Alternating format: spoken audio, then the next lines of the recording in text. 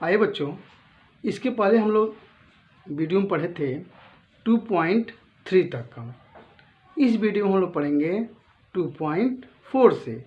तो जो 2.4 है वो आपका थियरी है, उससे संबंधित क्वेश्चन पूछा गया है। तो आइए उसको हम शॉर्ट में आपको समझा दे रहे हैं। देखिए 2.4 में क्या है प्रश्न। इस कथन की स्पष्ट व्याख्या कीजिए। तुलना के मानक का विशेष उल्लेख किए बिना किसी बीमीय राशि को बड़ा या छोटा कहना अर्थहीन है। यानी किसी का हम बिना तुलना के छोटा या बड़ा हम नहीं कह सकते हैं। इसे ध्यान में रखते हुए नीचे दिए गए कथनों को जहाँ कहीं भी आवश्यक हो दूसरे शब्दों में व्यक्त कीजिए। यानी आपको ये जो दिया गया है उसको तुलना करके और तब जा कर के इसको दूसरे शब्दों में व्यक्त करना है।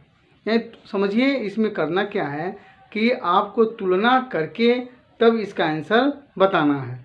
जैसे परमाणु बहुत छोटे पिंड होते हैं।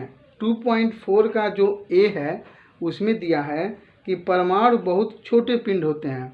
तो आपको यहाँ दर्शाना है कि किसकी तुलना में परमाणु बहुत छोटे पिंड होते हैं। तो आप किसी को कंपेयर कर सकते हैं।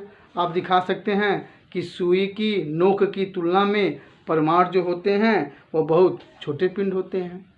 यह भी कह सकते हैं कि जो चीनी के दाने हैं उन दानों की अपेक्षा जो परमाणु होते हैं वो बहुत छोटे होते हैं। ऐसे हम तुलना करके इसका आंसर देंगे। फिर कह रहा है 20 का, जेट वायुयान अत्यधिक गति से चलता है। जेट वायुयान अत्यधिक तेज से गति करता है। जेट वायुयान अत्यधिक गति से चलता है। तो किसकी तुलना में? रेलगाड़ी की तुलना में आप कह सकते हैं कि रेलगाड़ी की तुलना में जेट वायुयान अत्यधिक गति से चलता है। मेरे ख्याल से आपके समझ में आ रहा है कि तुलना करके तब इसका जवाब देना है। फिर सी कह रहा है कि बृहस्पति का द्रव्यमान बहुत ही अधिक है। तो किसकी तुलना में अधिक है? तो हम कह सकते हैं कि पृथ्वी की तुलना में बृहस्पति का द्रव्यमान बहुत अधिक है। इसका जो डी है, इस कमरे के अंदर वायु में अणुओं की संख्या बहुत अधिक है। इस कमरे के अंदर वायु में अणुओं की संख्या बहुत अधिक है। तो यहाँ पे भी आप तुलना कर सकते हैं अवोगाद्रो संख्या से अधिक है। आपके दिमाग में ये है कि अवोगाद्रो संख्या क्या है। जैसे प्रश्न में क्या करा है, एक बार सुनिए। इस कमरे के अंदर वायु में अणुओं की संख्या बहुत अधिक है। किसकी तुलना में बहुत अधिक है? तो इस कमरे में उपस्थित अवोगाद्रो की संख्या से अधिक है। अवोगाद्रो की संख्या होती है 1 ग्राम अणु गैस में उपस्थित अणुओं की संख्या। मेरे क्या समझ में आ गया आपको अवोगाद्रो क्या है? एक बार सुनिए कि इस कमरे के अंदर वायु में अणुओं की संख्या बहुत अधिक है। तो आप बोलेंगे इस कमरे के अंदर वायु में अणुओं की संख्या अवोगाद्रो संख्या से अधिक है। यानी 1 ग्राम अणु गैस में उपस्थित अणुओं की संख्या से अधिक है। इसी को बोलते हैं अवोगाद्रो संख्या। अब देखिए इसका जो ई है, इलेक्ट्रॉन प्रोटॉन से बहुत भारी होता है। इसमें तो स्पष्ट आपको कंपेयर करके बताया गया है कि इलेक्ट्रॉन क्या है, प्रोटॉन से बहुत भारी होता है। प्रोटॉन जो है इलेक्ट्रॉन से बहुत भारी होता है। कंपेयर करके और इसको बताना है। अब इसका देखिए अब क्या है, ध्वनि की गति प्रकाश की गति से बहुत ही कम होती है। यहाँ भी आपको ध्वनि की गति दे दिया और प्रकाश की गति दे दिया है। कंपेयर करके यहाँ पे बताया गया है। तो ध्वनि की गति प्रकाश की गति से बहुत ही कम होती है। तो ये कथन जो है आपका सही है कि वास्तव में ध्वनि की जो गति होती है प्रकाश की गति से बहुत ही कम होती है। क्योंकि जो ध्वनि की चाल होती है वह 332 मीटर पर सेकेंड होती है, जबकि जो प्रकाश की चाल होती है वह 3 × 10⁸ मीटर पर सेकेंड होती है। एक बार सुनेंगे। इस कथन में कहा है कि ध्वनि की गति प्रकाश की गति से बहुत ही कम होती है। तो ये सही है। ये कथन वास्तव में इसमें चेंज करने की आवश्यकता नहीं है। ये कथन सही है कि जो ध्वनि की चाल होती है वह 332 मीटर पर सेकेंड होती है, जबकि जो प्रकाश की चाल होती है 3 × 10⁸ मीटर प्रति सेकेंड होती है। आइए बच्चों अब इसका 2.5 को देखा जाए। तो इसमें दिया है लंबाई का कोई ऐसा नया मात्रक चुना गया है जिसके अनुसार निर्वात में प्रकाश की चाल 1 है। लंबाई के नए मात्रक के पदों में सूर्य तथा पृथ्वी के बीच की दूरी कितनी है? प्रकाश इस दूरी को तय करने में 8 मिनट और 20 सेकंड लगाता है। तो आइए हमको इसमें एक नया मात्रक के रूप में इसकी वैल्यू को बताना है। तो आइए इस सॉल्व को हम लोग समझते हैं। यहाँ प्रकाश की जो चाल है वह 1 दिया हुआ है। इसकी प्रकाश की जो चाल दिया है 1 दिया है, बल्कि लंबाई का मात्रक जो है वह नया मात्रक बताने के लिए बोल रहा है। इसमें सेकेंड समय के मात्रक को चेंज नहीं करना है। तो प्रकाश की जो चाल हो गई वह 1 मात्रक सेकेंड टू द पावर -1, क्योंकि चाल का मात्रक क्या होता है? मीटर पर सेकेंड। तो हमको मीटर नहीं लिखना है, उसमें बस लिखना है इसका एक नया मात्रक। तो हमने क्या लिख दिया? इसको केवल मात्रक लिख दिया। आप यहाँ भी और भी अपना चेंज कर सकते हो, कुछ भी अल्फ़ाबेटिकल भी लिख सकते हो एक नए मात्रक के रूप में। तो 1 मात्रक सेकेंड -1 हो गया। प्रकाश द्वारा लिया गया समय, और इसमें आपके बुक में न्यूमेरिकल में दिया हुआ है 8 मिनट 20 सेकेंड। तो जब चाल को सेकेंड में लिया गया है तो हमें ये जो समय प्रकाश द्वारा लिया गया है उसको हम चेंज करेंगे किस में? सेकेंड में। तो 8 मिनट यानी 8 × 60 हो जाएगा, प्लस 20, टोटल सेकेंड कितना हो गया? 500। इसको सॉल्व करेंगे तो 500 सेकेंड, यानी हमको टाइम मिल गया और हमको क्या मिल गया? स्पीड भी मिल गया। तो अतः सूर्य तथा पृथ्वी के बीच की दूरी नए मात्रक के रूप में, सूर्य तथा पृथ्वी के बीच की दूरी होती है चाल गुणे समय। चाल हम लोग कितना निकाले हैं? तो 1 मात्रक सेकेंड टू द पावर -1। तो 1 मात्रक सेकेंड टू द पावर -1 हो गया, इनटू समय कितना निकला है? 500 सेकेंड। तो ये सेकेंड -1 है और ये सेकेंड है, तो ये कैंसिल हो जाएगा।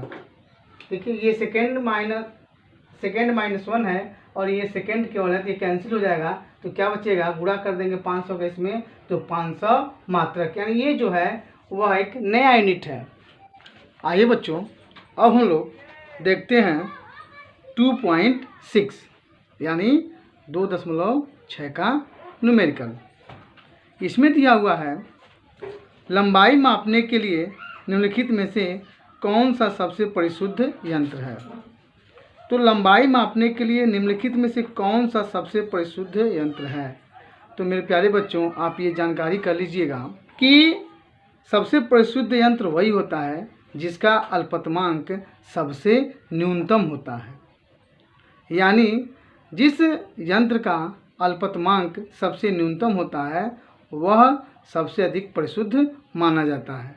तो इसमें आपको दिया है ABC करके। ए दिया है एक वर्नियर कैलिपर्स जिसके वर्नियर पैमाने पर 20 विभाजन है। फिर बी दिया है एक स्क्रू गेज जिसके चूड़ी अंतराल 1 mm और वृत्तीय पैमाने पर 100 विभाजन है।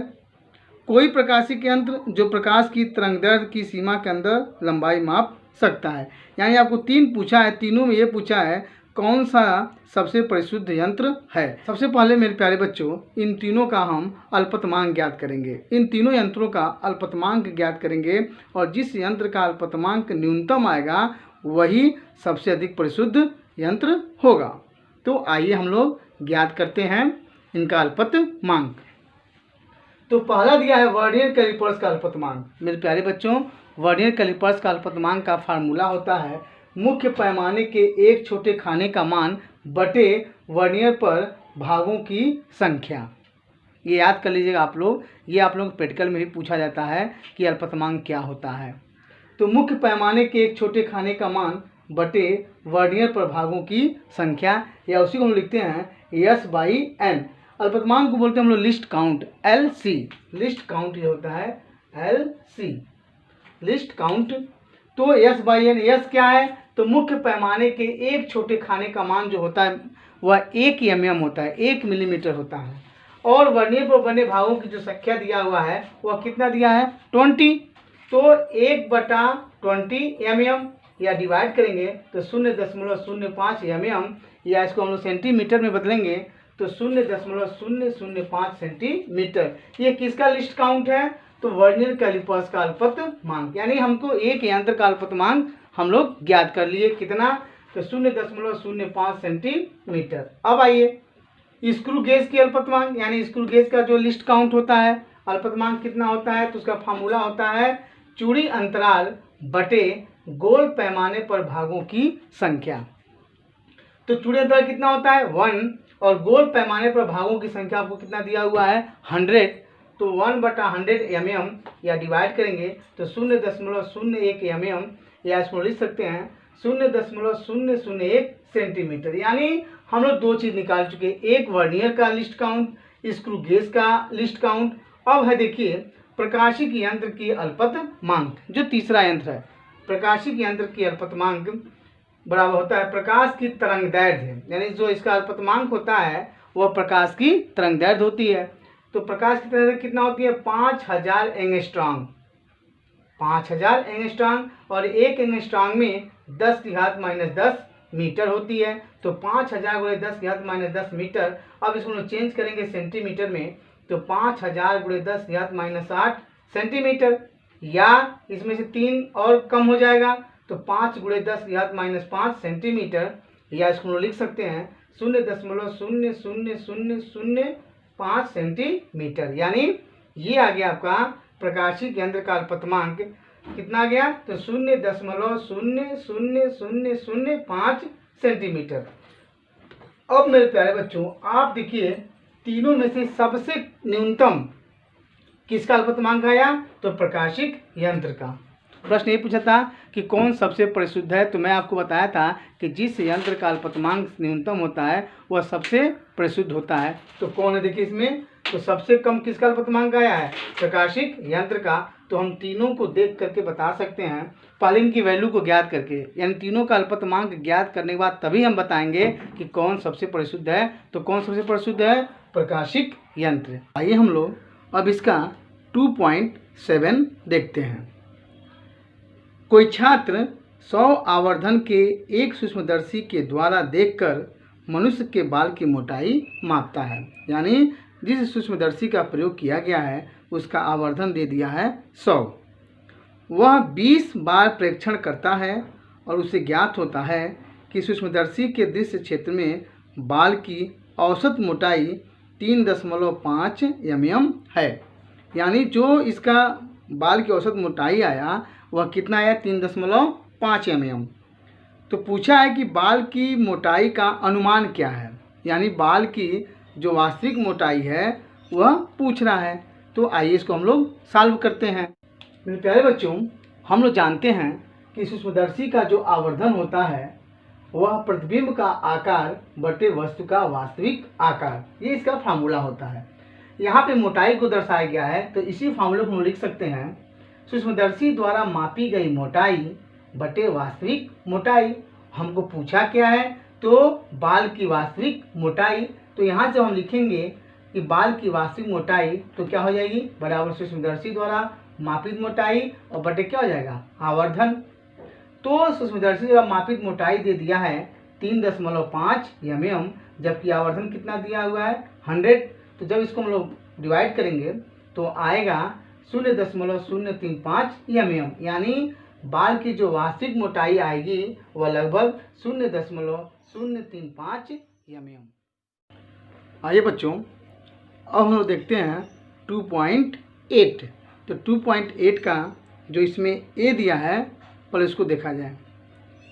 आपको एक धागा और मीटर पैमाना दिया जाता है, ठीक है, आपको धागा दिया गया और मीटर पैमाना। आप धागे के व्यास का अनुमान किस प्रकार लगाएंगे, तो धागे का व्यास ज्ञात करना है। तो मेरे प्यारे बच्चों धागे का जो व्यास होता है वह मीटर स्केल द्वारा नहीं मापा जा सकता। इसके लिए हम क्या करेंगे कि धागे का व्यास ज्ञात करने के लिए धागे के फेरों द्वारा घेरी गई छड़ की लंबाई, यानी हम एक बेलनाकार छड़ लेंगे और उस बेलनाकार छड़ पर उस धागों को क्या करेंगे लपेटेंगे, और लपेटने के बाद उस फेरों द्वारा घेरी गई छड़ की लंबाई, लपेटने के बाद जो जितनी लंबाई को ग्रहण करता है, जितनी लंबाई तक जाता है उस लंबाई को आप ज्ञात कर लीजिए। माना वो लंबाई L है, और उस छड़ को जब हम उस धागे को लपेटते हैं तो उस लपेटे गए फेरों की संख्या से भाग कर दें तो धागे का व्यास निकल जाएगा। तो उसी को भाषा में लिखा गया है कि धागे का व्यास बराबर धागे के फेरों द्वारा घेरी गई छड़ की लंबाई बटे फेरों की संख्या। n मान लीजिए फेरों की संख्या है, भाग कर देंगे तो धागे का व्यास मालूम हो जाएगा।